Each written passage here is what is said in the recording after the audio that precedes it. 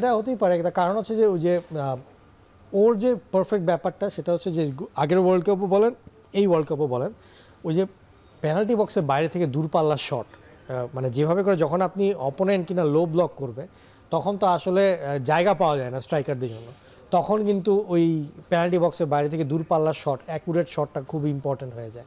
মানে ওর যদি গোলটা না হতো ইংল্যান্ডের ম্যাচে, ওই সময় কিন্তু আর্জেন্টিনা কোনো পথ খুঁজে পাচ্ছিল না, এবং তার অ্যাকুরেট যে শট এটাই কিন্তু একদম পুরো খেলার মোড়টা ঘুরিয়ে দেয় এবং কনফিডেন্সটা নিয়ে আসে। সো এনজো ফার্নান্ডেজ, মানে আমি বলবো যে আর্জেন্টিনার মিডফিল্ডে সবচেয়ে এফেক্টিভ যদি কোনো প্লেয়ার থাকে এবং ভার্সেটাইল প্লেয়ার, যে কিনার সাথে একই সাথে ট্যাকেল করছে, পাস দিচ্ছে, মুভমেন্ট করছে, প্রয়োজনের খাতিরে দূরপাল্লার শটটাও মারছে, এটা কিন্তু আপনি ম্যাকেলিস্টার থেকে হয়তো পাবেন না। ম্যাকেলিস্টার একটু পেনাল্টি বক্সের ভিতরে ঢুকে যায়, এই কারণে আগের ম্যাচে 2টা বারে আর কি বল লাগিয়ে ফেললো।